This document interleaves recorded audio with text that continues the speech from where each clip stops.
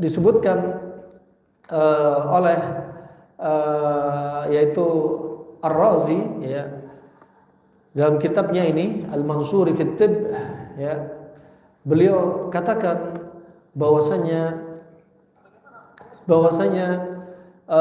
beliau menyebutkan tentang mengetahui mizaj, campuran pada tubuh kita. Nah, apa yang dominan sehingga kita bisa mendiagnosa atau meraba diri kita sifatnya seperti apa. Nah, pertama mengetahui tubuh ini itu dari beberapa hal. Bisa dari warna seperti warna kulit. Juga bisa dari kulit diraba, kasar apa enggak kulitnya. Ya, juga bisa diketahui dari perbuatan, tingkah lakunya. Juga bisa diketahui dari suaranya. Dan ini seni untuk apa? Untuk menentukan sifat karakter kita, sifat tubuh kita. Dan ini bukanlah ilmu ilmu perdukunan, bukan. Ya, tapi memang melalui tajrubah. Ilmu kedokteran Arab klasik, ya, itu ada dua. Ada ilmu yang disandarkan kepada Nabi. Kalau ilmu disandarkan kepada Nabi, berarti itu merupakan wahyu. Jangan ditolak sama sekali. Karena itu mutayaqqanun qat'iyun. Karena dia adalah ilmu pengobatan yang yakin dan memastikan dan pasti. Ya, enggak seperti kedokteran manapun. Kenapa? Sumbernya wahyu. Dan ilmu kedokteran klasik yang kedua tidak sabit dari Nabi, enggak datang dari Nabi, tapi melalui proses tajrubah. Al-fikr wan nadhar. Melalui proses percobaan, penelitian mereka di masa silam. Kemudian rahmatullah, syakal juga demikian. Bagaimana dia berjalan, bagaimana postur tubuh dia, ternyata pengaruh untuk menentukan sifat atau karakter kita. Nah,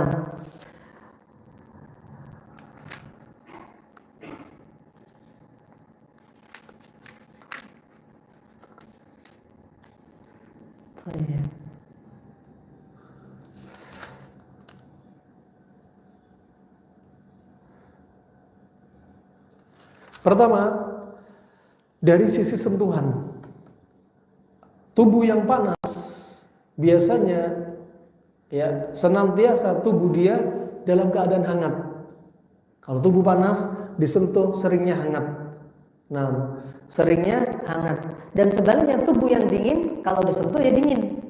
Ini menunjukkan teori yang sangat simpel sekali dengan mengetahui sentuhan. Kemudian kulit yang kasar dan kering itu menunjukkan dia itu panas. Kulitnya kasar, kering. Kadang kalau digaruk keluar bersisik. Maka ini menunjukkan dia panas, kering. Dengan Anda mengetahui seperti ini, berarti ini orang panas kering. Kalau sudah panas kering, nggak boleh banyak ngopi, nggak boleh banyak garam, gula, tepung, nasi. Ya, berarti kasih pendinginnya. Gantinya karbonya nasi bagi dia dan tepung adalah lembu kuning, misal. Coba Anda bisa menentukan. Nah, kalau dia sudah kulit kering kayak gini, nanti kemana-mana, kaki bisa pecah-pecah karena ikut kering. Kemudian tenggorokan juga ikut gampang kering. Ya, dan biasanya potensi timbul batu ginjal, kering semua. Nah, dan biasanya timbul juga rambut gampang beruban. Nah, menunjukkan ini ginjal bermasalah. Nah, ginjal bermasalah. Berikutnya, kalau ternyata ketika kulit ini disentuh, ya, kulit ini disentuh, yang kulit ini hangat, ya, kulit ini panas tapi hangat dan tidak kering, berarti sifatnya panas lembab. Sifatnya panas lembab. Orang ini berarti panas lembab. Nah, kalau panas lembab berarti nutrisi yang paling cocok adalah dingin kering, nggak mengapa. Dingin kering, ya. Kalau konsumsi sapi masih oke, ya, karena sapi sifatnya dingin kering. tubuh dia sifatnya panas lembab, masih bisa menyeimbangkan. Tapi kalau ada orang tubuhnya sudah dingin kering, banyak darah kotor, benjolan-benjolan di tubuhnya banyak, ya, terus dia suka ngantuk, jangan kasih daging sapi. Orang tumor, kanker, benjolan-benjolan di tubuh, pantangannya makan daging sapi. Karena daging sapi dingin kering akan membuat stagnasi peredaran darah, bikin darah kotor. Makanya Nabi sudah bersabda, "Alaikum bi albanil baqar wa sumnuha dawa wa luhumuha da." Hadis sahih. Kata Nabi apa? Hendaknya Anda konsumsi susu sapi. Ada yang berpendapat susu sapi ya susu sapi fresh. Ada yang mentakwilkan susu sapi dengan turunannya. Susu sapi, keju, yogurt, ya. Kemudian juga bisa juga zubdah, mentega dari susu sapi, ya. Juga produk-produk susu sapi yang lainnya. Nah, kemudian kata Rasulullah apa? Dan lemak daging sapi itu obat. Makanya jangan dibuang lemak daging sapi. Ya, kalau lemak jeroan silakan dibuang. Lemak daging sapi obat dan daging sapi itu penyakit. Makanya kalau Anda makan daging sapi sama gajihnya jangan dibuang. Ini daging sapi sifatnya dingin kering, dia penyakit, dan lemak sapi sifatnya panas lembab, dia sebagai obat bagi dagingnya. Makanya Allah jadikan obat dan penyakit gak jauh-jauh. Kalau ada satu sayap bawa penyakit, satu sayap dari lalat, satunya bawa obat, gak usah jauh-jauh. Nah, kalau antum makan kacang sama kulit ari, jeruk sama kulit ari, salak sama kulit ari, durian juga sama kulitnya. Ya, wadahnya durian dikasih air gitu kan, diminum. Coba, ajib. Allah ciptakan apa? Penyakit dan obat di situ gak akan jauh-jauh. Nah, ini rahimahumullah jami'an. Jadi daging sapi itu dingin kering dinetralkan dengan panas lembab dengan apa? Lemaknya. Ya, dengan lemak daging sapi. Ini ada penetralnya. Begitu pula kalau ada penyakit yang dingin, ya, apalagi penyakit dingin kering, contohnya limpahnya lemah. Berarti obatnya Anda bisa pakai konsumsi lemak daging sapi aja nggak apa-apa. Ada orang kena asma, konsumsi lemak sapi. Ada orang kena vertigo, konsumsi lemak sapi. Ya, ketika di Yaman kami dapati kalau ada orang asma, mereka, masya Allah, resep manjurnya mereka pakai apa? Lemak daging penyu. Lemaknya penyu itu masya Allah mujarab sekali. Kenapa? Penyu ini tinggal di laut dan dia nyelam ke bawah. Semakin nyelam ke bawah, maka livernya dan lemaknya berfungsi untuk apa? Menjaga keseimbangan tubuhnya biar gak kedinginan di laut. Ya, sehingga sifat pada lemak penyu lebih panas daripada lemaknya sapi. Karena dia apa? Di kedinginan maka harus ada pertahanan sehingga dia menghangatkan. Sehingga lemak penyu sangat manjur untuk asma dibanding lemak sapi. Coba, ini unik banget nih. Menunjukkan bahwa ini ulama tahun 200-an Hijriah, bayangkan. Lahir 251. Sudah membahas seperti ini begitu detailnya. Kenapa? Karena mereka sayang dengan apa? Saudaranya, dengan umat manusia.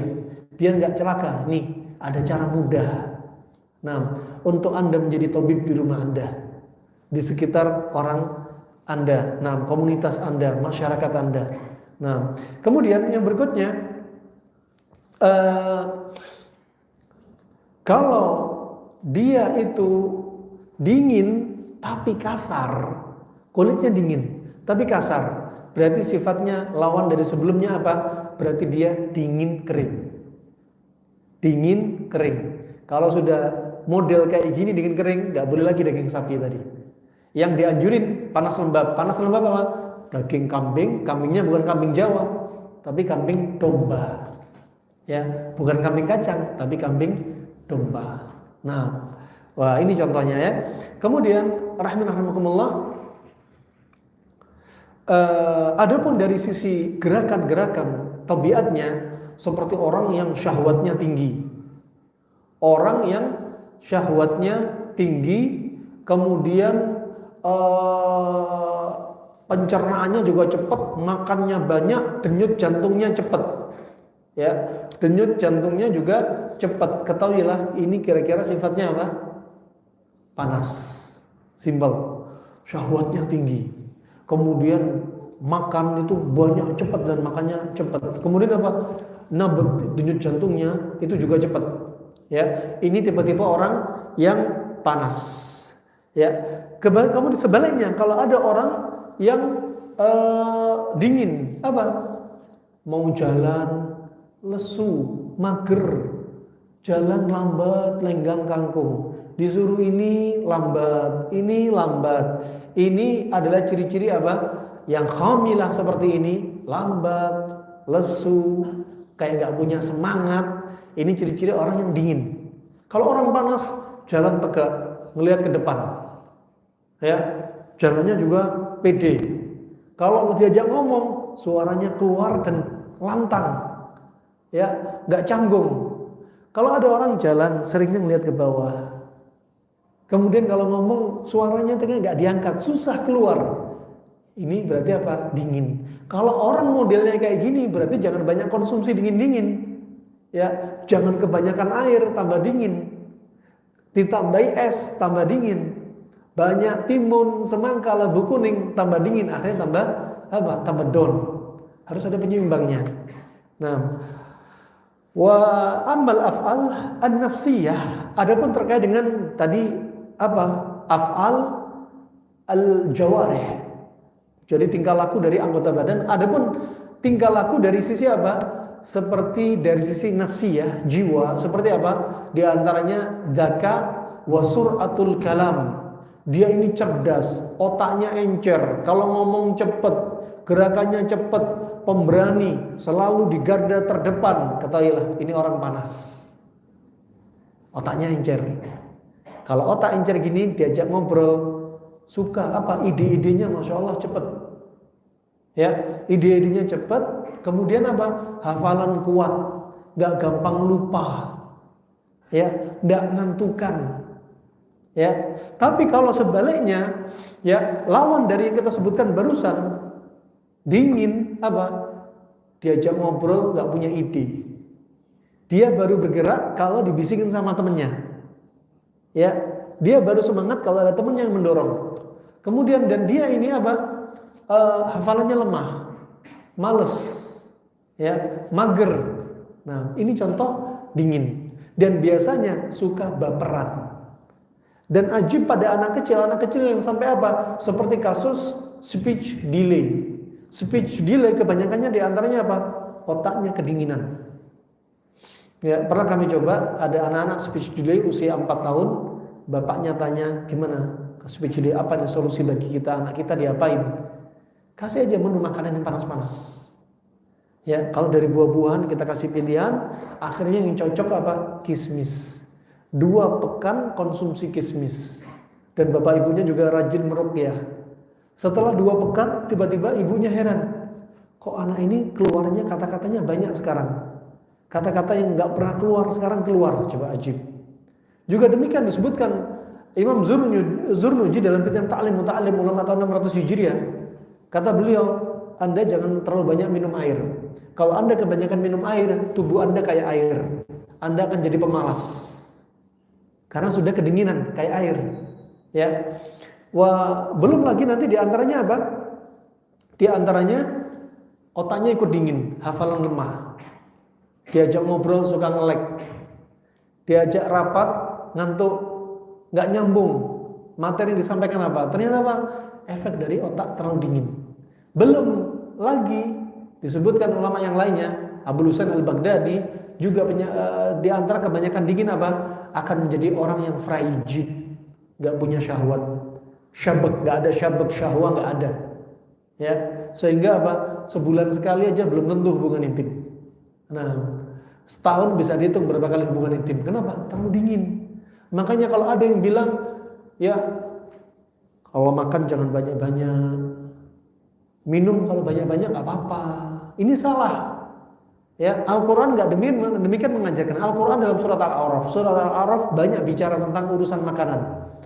Di antaranya ini surat ini, ya, yang kata Asyuti menukilkan ucapan orang-orang di masa silam, ayat ini surat Al-A'raf ayat 31, wa kulu washrabu wa la tusrifu, makan dan minumlah dan jangan berlebihan. Jadi makan nggak boleh berlebihan, minum nggak boleh berlebihan.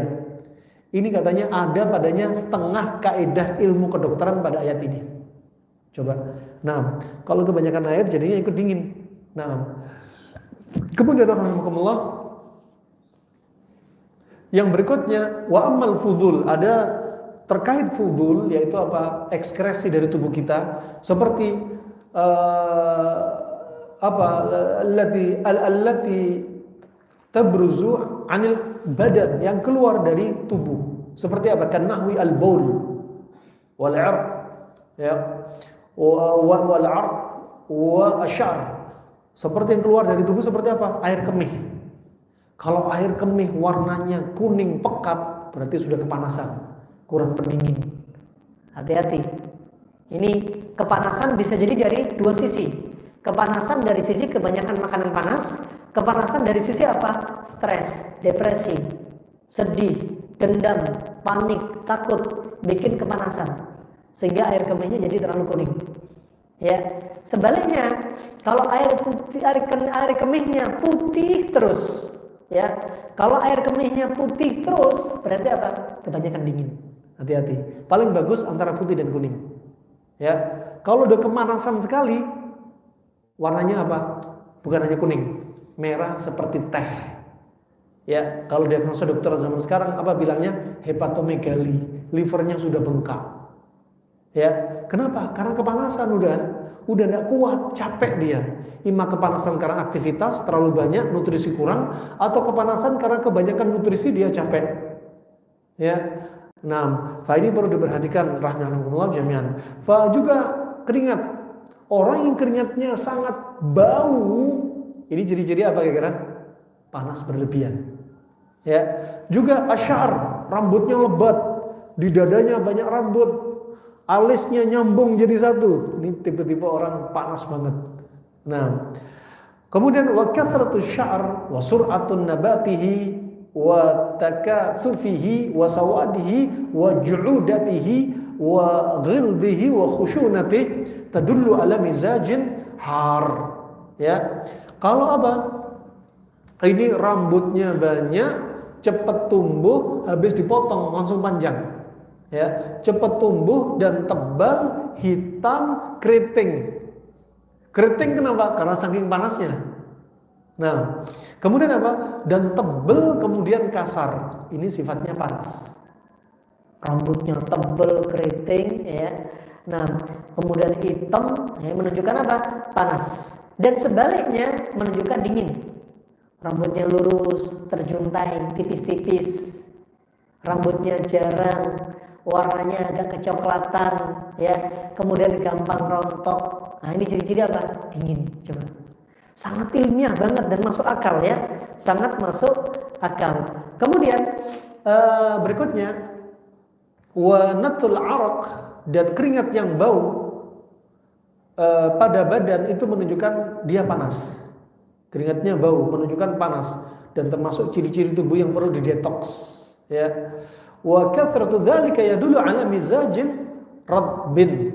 Kalau dia keringatnya bau, ya, aromanya enggak enak, itu panas.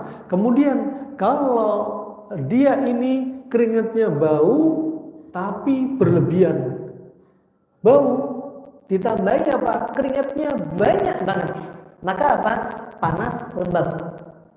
Panas lembab. Dan sebaliknya, kalau keringatnya sedikit, kalau nggak ada aromanya, berarti apa? Bisa jadi apa? Kalau sama sekali apa? Sulit keluar keringat, bisa jadi dingin kering. Bahkan sebagian orang kalau mengalami dingin kering, nggak punya air mata, nggak punya air ludah, nggak punya keringat. Kenapa? Bisa jadi karena terlalu banyak makanan panas yang berlebihan. Kedua, sedih yang menumpuk, dendam yang menumpuk, panik berlebihan, takut, depresi, bipolar, ya, dan lain sebagainya. Ini apa? Menunjukkan al-aks bil aks, sifat lawannya, ya, gejalanya juga dengan lawannya. Kemudian yang berikutnya Wa qadful badan. Qadful badan yaitu apa? Orang yang kurus. Orang yang kurus dan kering itu menunjukkan apa? Ya memang dia kering. Menunjukkan memang dia kering. Wa yubzul buraz. Kalau permisi BAB-nya kering. Ya. BAB-nya kering, wansibaghihi wa qillati insibaghihi buras wa qillati wansibaghihi. Jadi apa, permisi ya, air tinjanya karakternya apa? Dia itu sedikit, kemudian gak berwarna kuning. Aslinya warna kuning dari mana? Dari liver sama empedu, bilirubin, urobilin sama sterkobilin, harusnya warna kuning. Tapi karena kering, permisi akramakumullah, warnanya kuning ke arah coklat atau kehitaman. Ini menunjukkan apa kira-kira? Panas apa dingin? Jelas panas. Coba Anda bisa mendiagnosa dari macam-macam ini, masya Allah kelihatan kita itu seperti apa. Kalau kita sudah melihat diri kita seperti ini, wah ini warning bagi saya. Saya harus kembali lagi untuk mencari penawarnya, biar gak seperti ini lagi.